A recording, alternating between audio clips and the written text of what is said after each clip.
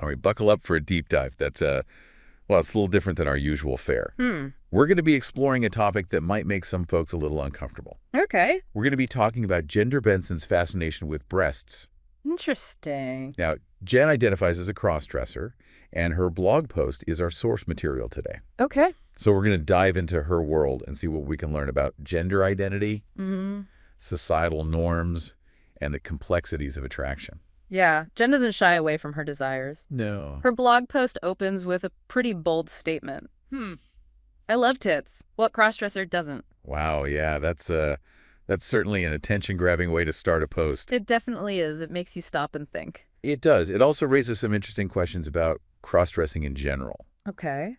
Can you give us a little context on that? Sure. So cross-dressing is basically about wearing clothes that are typically associated with a different gender. Right. So it's a form of gender expression, which is how someone outwardly presents their gender. I see. Now, it's really important to distinguish this from transgender identity, Okay. which is about a person's internal sense of their own gender. So someone who cross-dresses might not necessarily identify as transgender. Exactly. Cross-dressing can be about exploring different parts of your identity, expressing a particular aesthetic, or maybe just finding a sense of comfort and freedom. That makes sense. It doesn't always mean that someone wants to actually transition to another gender. Okay, so back to Jen's statement then. Is that a universal truth for all cross-dressers? Right. Do they all love breasts? Well, it's important to remember that Jen's experience is her own. You Right. know, Yeah. we can't make generalizations about an entire group of people based on one person's blog post. Of course not. But her statement does raise some interesting questions about, why breasts might hold a particular appeal for some crossdressers. I am curious about that. Hmm. What do you think is going on there? Well, you have to think about how breasts are often portrayed in our society. They're frequently, they're sexualized, they're objectified, but they also symbolize things like femininity and motherhood. Yeah. So for someone who's exploring their relationship with femininity, breasts might hold a special fascination. That makes sense. Now, Jen goes into a lot of detail about the experience of wearing breast forms. She talks about how they look and feel against her chest. Yeah. The weight, the warmth, even the feeling of the nipples pushing through her clothing. It's almost like she's trying to capture the essence of what it feels like to have breasts. That's what's so fascinating about her writing. I think she's not just describing what breasts look like. She's Right. really diving into the sensory and emotional experience of wearing them. It's almost like a form of embodiment, a way of connecting with a part of herself that she really desires. That's really interesting. It makes you wonder if there are any parallels between what Jen is doing and other forms of body modification that we see, across different cultures throughout history. Things like corsets, piercings, tattoos, even elaborate hairstyles. Absolutely. Throughout history, humans have used clothing, accessories, and body modifications to express their identities, sometimes to conform to societal expectation, and even sometimes to rebel against them. That's true. If you think about it, the elaborate headdresses and body paint used in certain indigenous cultures often signifies their status, clan affiliation, or maybe spiritual beliefs. Right. Jen's use of breast forms could actually be seen as falling within this broader spectrum of self-expression and kind of a societal negotiation. It's like our bodies become canvases for us to express who we are or who we want to be. Yeah. And it makes you wonder how much of that expression is driven by our own desires Yeah. versus the expectations of society. That's a great question. Right. And it leads us to another really important aspect of Jen's blog post. Okay. The emotional and psychological layers of her experience. She talks about wanting breasts permanently, Yeah. but then she wrestles with what that would mean socially. She brings up this idea of passing, Right. being perceived as the gender you're presenting as, Exactly. and the pressures that can come with that. Yeah. For Jen, that might mean feeling like she has to conform to certain norms if she wants to be seen as a woman. Right. And that seems to be a big part of her internal conflict. It's interesting because Jen is very aware of those societal forces at play. She wants to express her femininity, but she also recognizes that there might be consequences for doing so. Right. And that leads to some really tough questions. Yeah. Does she prioritize her own desires, or does she conform to what society expects? It's a tough one. Jen also admits to feeling a sense of jealousy toward women and their bodies, particularly when it comes to breasts. Yeah. It's a pretty honest admission. It is. And it made me wonder how common that feeling is, even among people who identify as cisgender. I mean, have you ever felt that way? Oh, that is a thought-provoking question. Hasn't it? You know, envy in all its forms is a very human emotion. Right. We compare ourselves to others and feel like we're lacking something, Yeah. whether it's possessions, status, or even physical attributes. Right. So it wouldn't be surprising if lots of people, regardless of gender identity, have felt envy or longing related to someone else's body. And when you think about how much emphasis our culture puts on certain body parts, Sure. it's no wonder that people might feel insecure or inadequate. Especially when you consider how those body parts are presented in the media. Yeah. Breasts in particular. Right. They're often sexualized and objectified, which can create these unrealistic expectations and make people feel inadequate. Jen even asks a pretty bold question in her post. Oh. Can any guy honestly not admit they would be jealous of a woman who has a beautiful set of breasts? Wow. What do you think she's getting at with that? I think she's challenging us to really examine our own ideas about beauty and desire. She's also pointing out the power of the male gaze, Right. the way that our visual culture is often structured around a heterosexual male perspective. Right.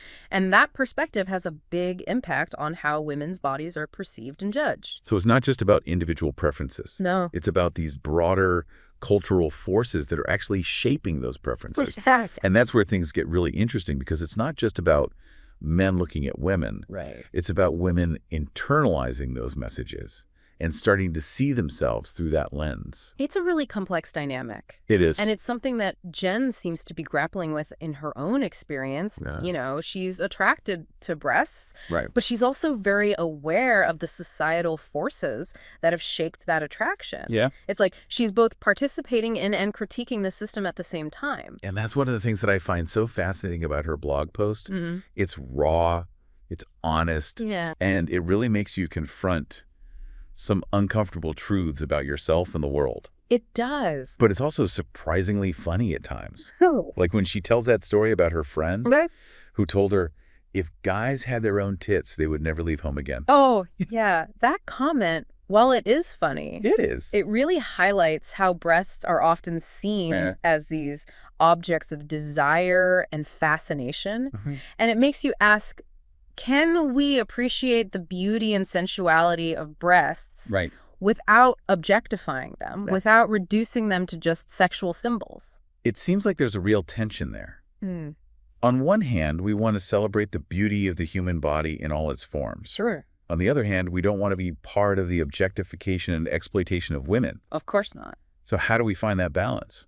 That's a great question, and it's something we're going to keep digging into as we explore more of Jen's world. Okay. But for now, I think it's important to just acknowledge how complex this issue is and to be open to different perspectives. Yeah, it's a tough one for sure, finding that balance between appreciation and objectification. Right. And, you know, Jen's story really got me thinking about, like, the whole visual aspect of gender. How much emphasis we put on what men should look like and what women should look like. Yeah. And anything that falls outside of those norms seems to get met with, like, confusion or judgment or sometimes even hostility. Right. You've hit on something really important there. Yeah. That visual emphasis can create so much pressure to conform. Totally. Especially for anyone who doesn't fit neatly into those boxes. Right. It can lead to people feeling inadequate or wanting to change their appearance. Yeah. Or even feeling alienated from their own body. And it makes me wonder, you know, how much of our attraction is truly visual versus, you know, things like personality, shared values, emotional connection. Right. Jen talks about being drawn to breasts. Yeah. But is that purely visual or is there something more to it? Well, that's the age-old question, isn't it? What really drives attraction? Philosophers, psychologists, artists, they've been debating that for centuries. And still no answer. There's no easy answer because it's this complex mix of biology, psychology, and social factors. Yeah, it's going to be all those things mixed together. But I think it's safe to say that visual cues do play a big role. Yeah. Especially initially. Especially in our world today, right? Like, we are constantly bombarded by images, Totally. especially on social media, in advertising. It's hard to escape all those messages about what's attractive and what's not. Right. It has to seep into our subconscious somehow. Yeah, for sure. It has to. We are visual creatures by nature. Right. And those images definitely influence how we see ourselves and how we see others. Yeah. That's why it's so important to be media literate, to think critically about what we're consuming. Can you recognize when you're being manipulated by those images? Can you challenge the idea that there's only one way to be beautiful? It's a good point. We need to remember that beauty is diverse, it's subjective, and it changes over time. Right. And sometimes I think the most captivating beauty comes from what makes each person unique, Sure. even their so-called imperfections. Absolutely. There's beauty in individuality and authenticity. For sure. And I think that ties back into what we were talking about earlier with Jen's internal conflict. Right. She wants to express herself authentically, Right. but she's also really afraid of how society might react. Yeah. She talks about how making more permanent changes, like hormone therapy or implants, would come with some serious social implications. Right.